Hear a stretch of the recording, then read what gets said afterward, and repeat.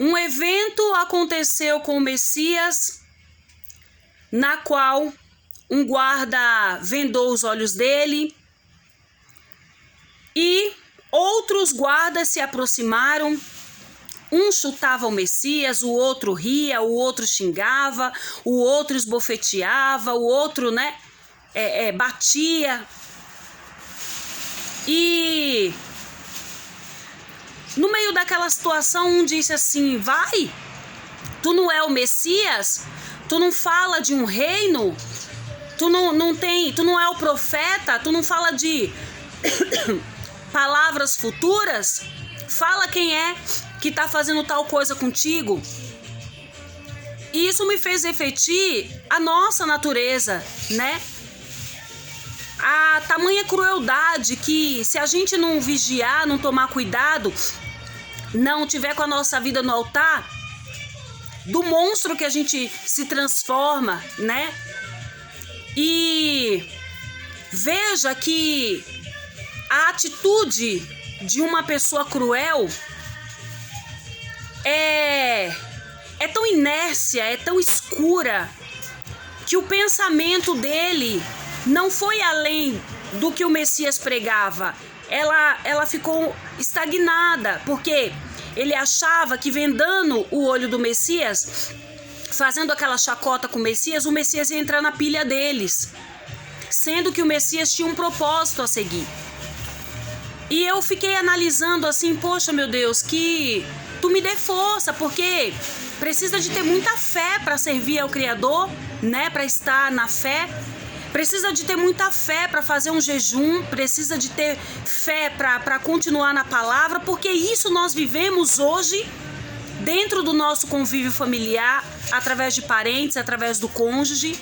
A gente vive isso hoje no nosso ambiente de trabalho, a gente vive isso hoje, né, em diversas situações em que pessoas usadas pelo mal, elas tendem a nos trazer um estado de diminuir a gente, de expor, sabe, a gente. E eu vejo que, de fato e de verdade, precisa, e eu comecei hoje já a pedir pro Eterno: Eterno, me faça forte para continuar firme na tua presença, me faça forte para eu não desistir, me faça forte. E isso não é só com relação, amado, amada, ao que o Eterno tem nos prometido de bênção, de vitória ou de livramento.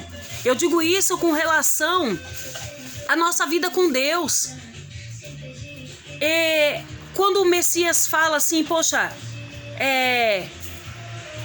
o meu fardo é leve, a gente não para ou não tem menção de noção, assim, sabe? A gente foge da alçada do nosso intelecto, do que a gente pode passar. E a gente não está, nós, na verdade, não estamos imunes a passar situações de vexame e vergonha como o Messias passou.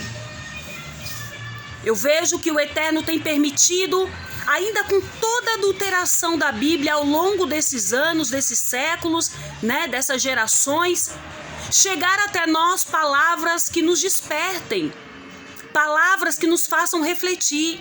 Na mesma proporção que eu fiquei triste, senti aquela situação de desprezo, eu pude olhar para mim e ver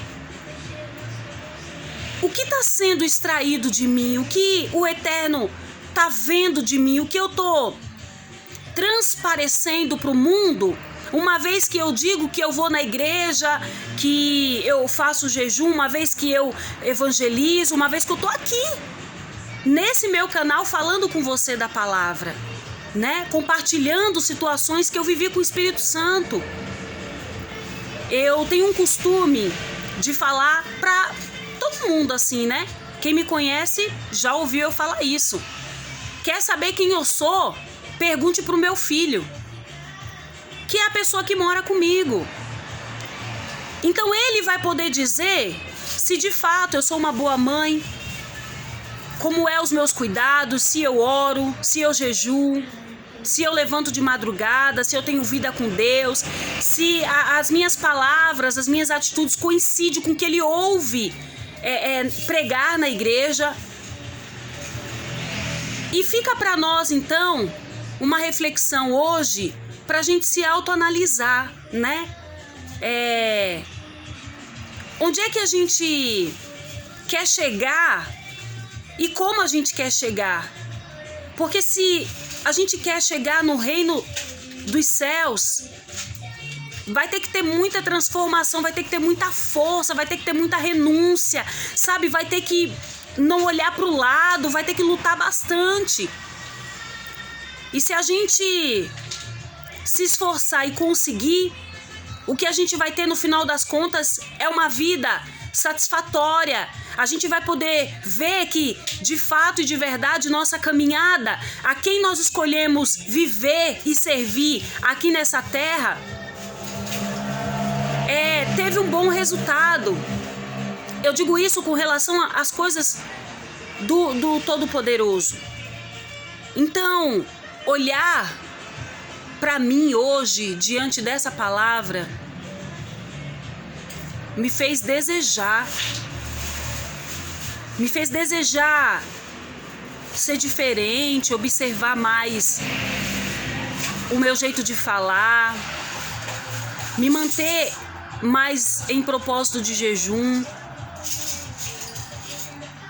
me afastar mais de coisas e pessoas que não falam a língua do reino dos céus.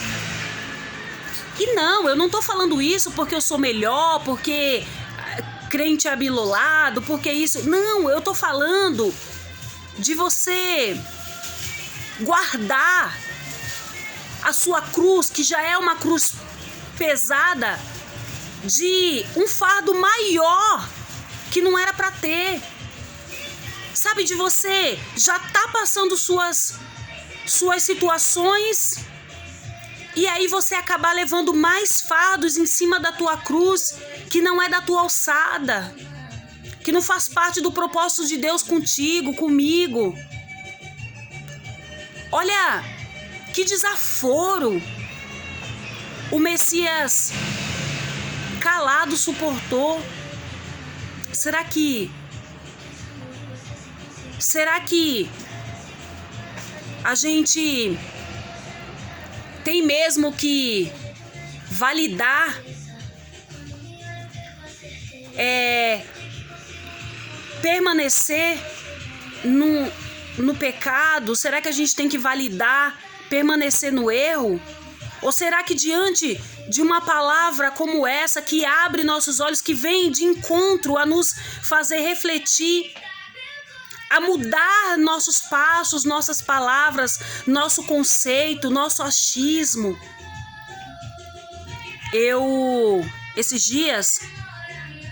Esses meses para trás, eu passei uma situação e depois que eu li essa palavra, que eu fiquei refletindo, eu me lembrei dessa situação, veio na minha mente. Eu não vou falar quem é a pessoa, porque muitos de vocês que estão aqui no meu canal moram perto da minha casa. E uma situação de uma pessoa adulta, eu estava explicando, né, algo para essa pessoa, e essa pessoa começou a me desmerecer, começou me colocar assim, bem no chão, assim, bem na medina, assim. Essa pessoa deixou claro que não acreditava, que a culpa era minha, que aquilo era isso, que aquilo era aquilo, sabe? E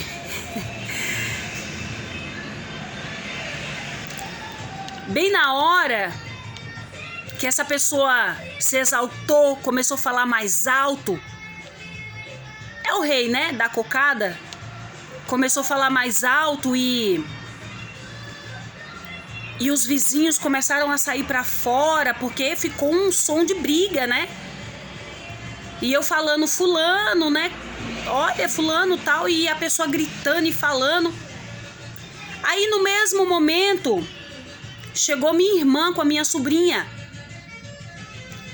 E eu achei engraçado assim que a minha irmã falou para essa pessoa adulta, né? Adulta assim, de pessoa mais velha. A mesma coisa que eu tava falando. E essa pessoa adulta, ela olhou para minha irmã e ela falou assim: olha, Marisa, muito obrigada porque tu me esclareceu.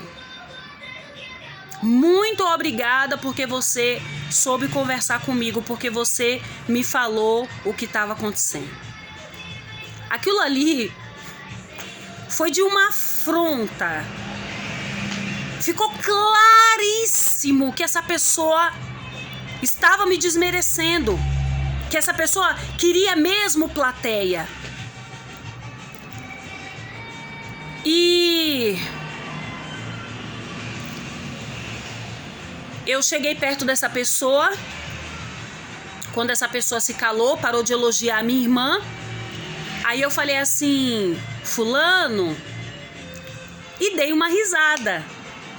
Quer dizer então que se a minha irmã não tivesse aqui, tu não tinha acreditado, né? Mas a minha irmã não falou a mesma coisa que eu tava falando? Tu não acreditou em mim, acreditou na minha irmã? E dei risada de novo. Quando o Eterno me trouxe esse acontecimento no momento da reflexão que eu estava fazendo sobre o que fizeram com o Messias, eu comecei a ver que o que tem que se sobressair de mim, o que vai falar de Deus em mim, são os meus frutos. E o fruto naquele momento daquela pessoa não falou de Deus. Aquela atitude, aquela ação não falou de Deus. Essa pessoa é a mesma pessoa que disse assim pra mim: olha, quanto mais longe você estiver de mim, melhor. Eu quero distância de você. E eu falei pro Eterno: Eterno, eu fico triste, por um lado, porque aconteceu essa situação. Mas eu fico contente, embora, né, por um outro lado, porque enquanto há vida há esperança. E se tem algo que a gente não pode e não tem certeza, é de quanto tempo vamos viver. O Eterno deixou determinado que o homem, depois do pecado, ele viveria até 70 anos. Se passasse por sua robustez, pelo cuidado à saúde, chegasse a 80, a partir disso viveria em enfado da carne. Porque a nossa carne, depois do pecado, ela se decaiu, ela perdeu as forças, ela não teve mais a vida eterna, ela não foi mais cheia de vida eterna. Agora o homem tem que vir e pleitear isso por ele mesmo, porque antes era concedido de Deus para nós, agora não. Agora o homem tem que fazer, o ser humano tem que fazer valer a pena essa busca, ele tem que ir, ele tem que correr atrás. Eu agradeço ao Criador porque o Eterno me fez lembrar dessa situação que me trouxe muita tristeza na hora que aconteceu, me trouxe tristeza depois quando eu, refletindo, lembrei. Mas eu digo a você que eu, depois dessa lembrança ruim, eu pude olhar para mim e desejar ser melhor, desejar ser diferente, desejar num próximo casamento ser mais de Deus do que eu sempre fui. Isso me trouxe um pensamento de saber tratar, do que eu quero fazer questão ou do que eu quero priorizar. Infelizmente, eu falei no começo e vou repetir para você, a gente não está imune, a gente não está blindado a não viver estas coisas. Mas eu também digo a você que foi o que eu disse ao Criador: Eterno, me dê força. E a partir de hoje a minha oração vai estar incluído essas palavras: Senhor, me dê força para eu continuar na fé, para eu não desistir, para eu conseguir suportar. Me dê força para eu vencer. Me dê força num novo casamento. Me dê força na criação com o meu filho. Me dê força, me dê fé. Tem que ter muita fé. Muita fé. Se não tiver muita fé, se não tiver muita força, realmente, o gráfico só tende a cair. Crescer é um objetivo do ser humano, crescer e vencer. Mas a gente só consegue se tiver com o Criador. Porque senão na primeira pancada a gente desiste, a gente para.